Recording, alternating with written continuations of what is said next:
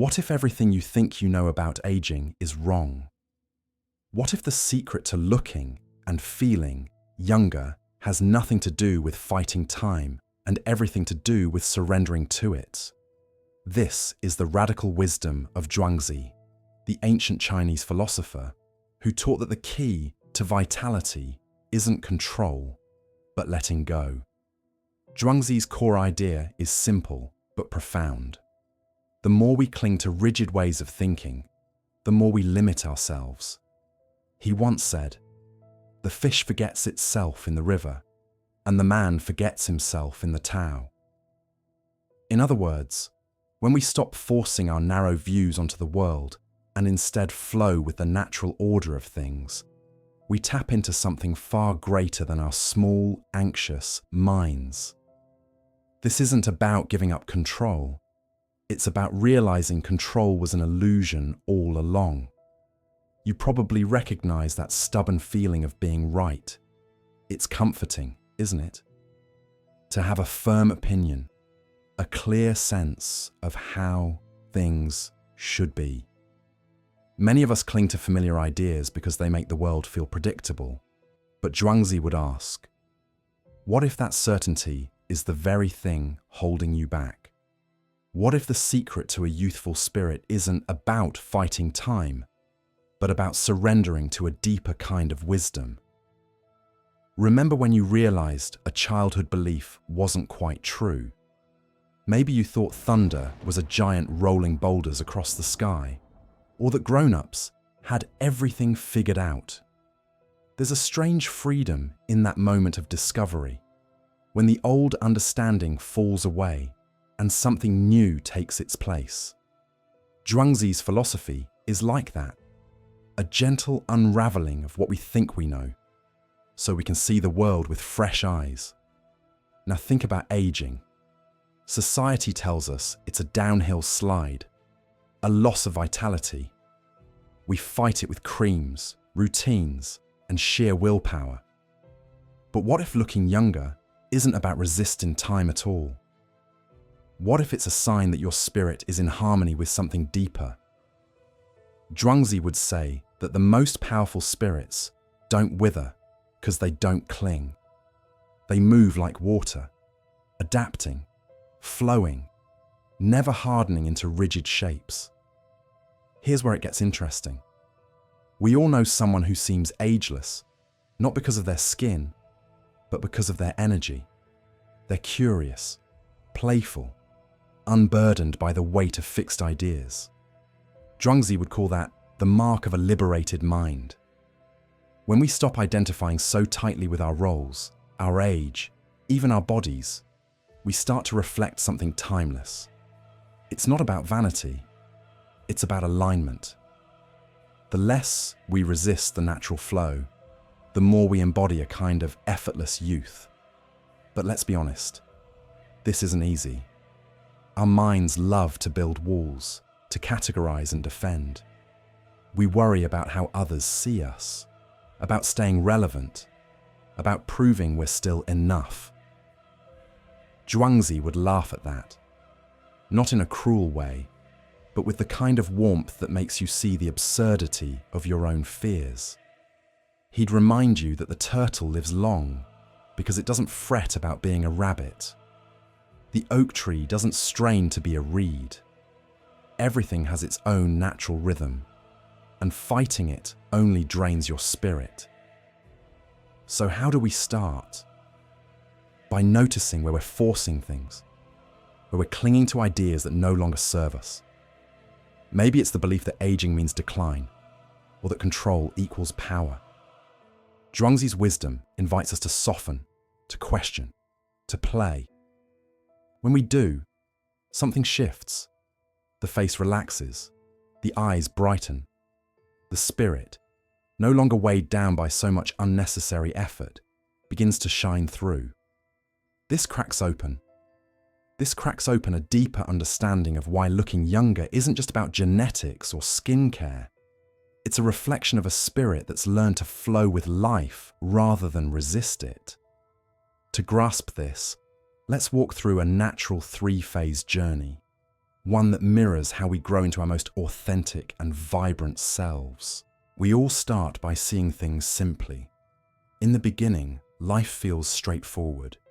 We believe what we're told, follow the rules, and assume that aging is just a linear decline.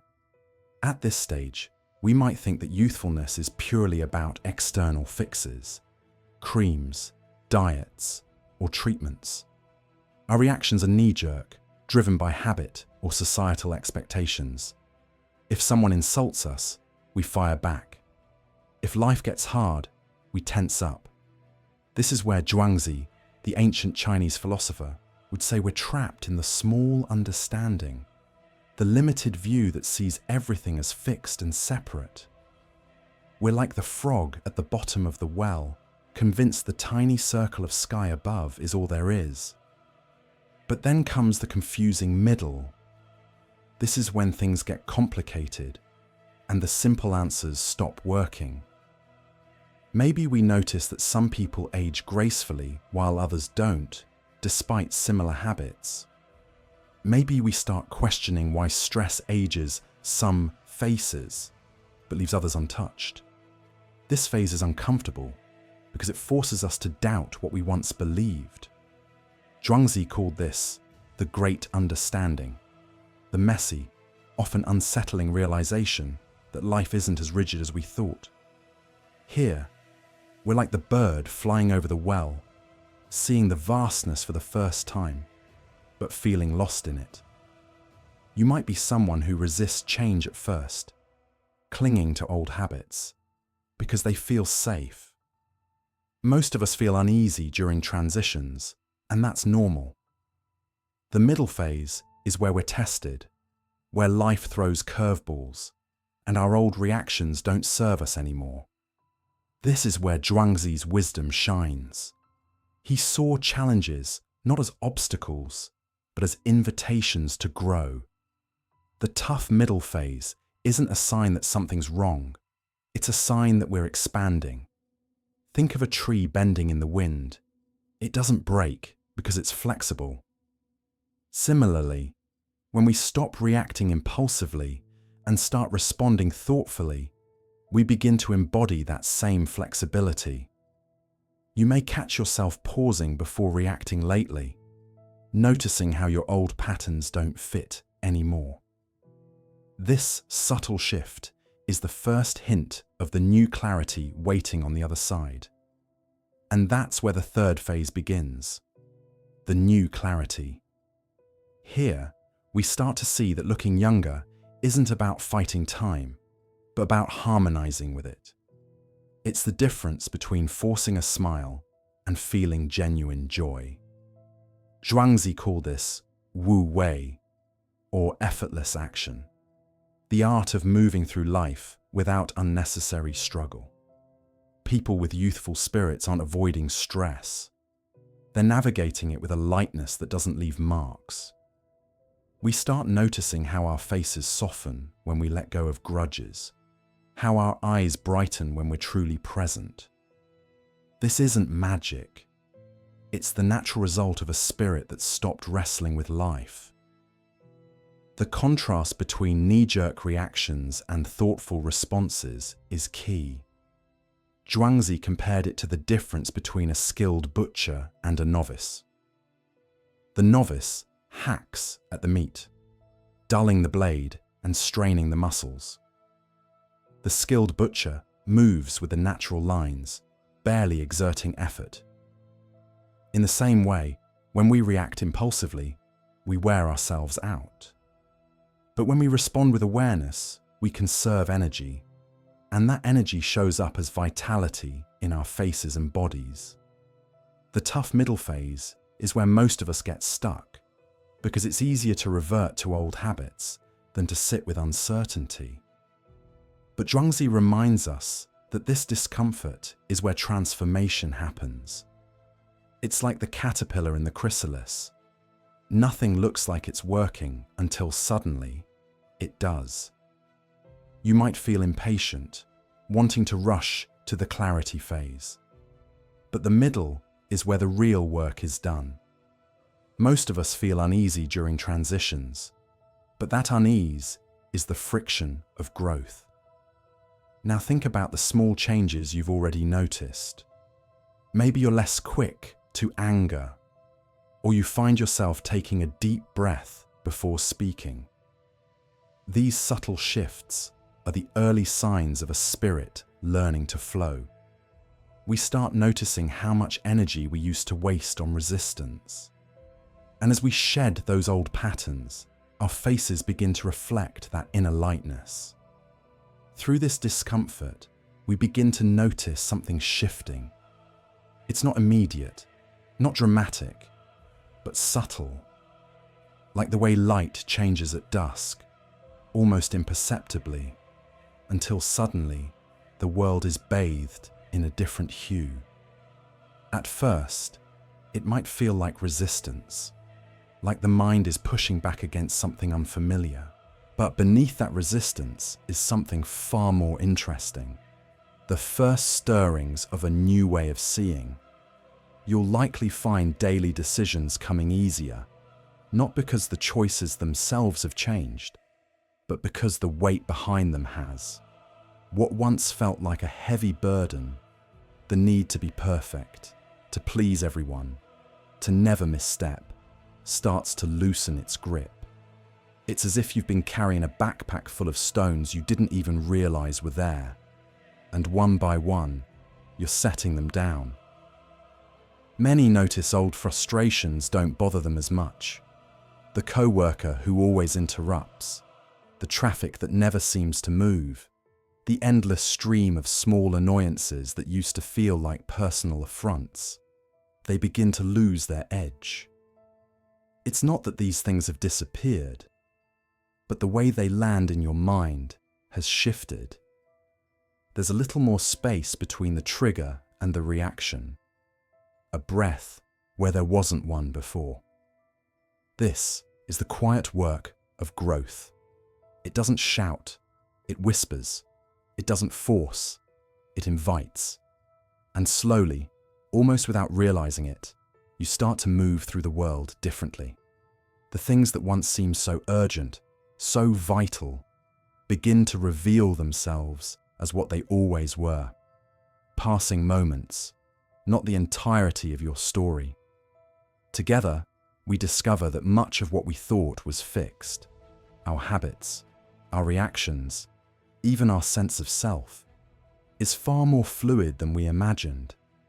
The mind is like water, capable of adapting to any container, yet always retaining its essential nature. When we stop fighting against its currents, we find it carries us where we need to go. There's a funny thing that happens when we let go of the need to control every outcome. Life doesn't fall apart. It often falls into place, not perfectly, not without bumps, but with a kind of ease that feels surprising after years of effort. It's like finally realizing you don't have to swim upstream. You can turn around, let the current support you, and still arrive exactly where you're meant to be. This isn't about passivity or giving up. It's about recognizing the difference between effort and struggle. Effort is intentional, focused, alive. Struggle is what happens when we conflate suffering with strength, when we mistake exhaustion for dedication.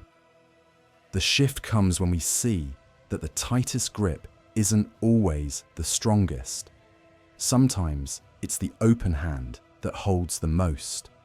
You might catch yourself in moments of unexpected clarity, like when you pause before reacting to a provocation, or when you choose kindness over being right. These are the small victories, the proof that something deeper is at work. They don't always feel monumental in the moment, but they're the building blocks of a life lived with more freedom and less friction. And then, there are the days when none of this seems true, when old patterns rise up like familiar ghosts. That's okay too. Growth isn't linear, it's a spiral. We circle back, but never to the same exact place. Each time we revisit a challenge, we bring with us the lessons of all the times before, even if we can't always feel them. What's beautiful about this process is how it begins to reshape not just our inner world, but our outer one as well. Relationships soften when we stop demanding they fill every void. Work becomes more fluid when we release the need for it to define us.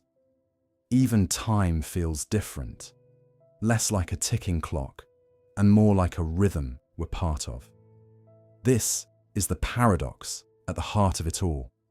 By letting go, we gain.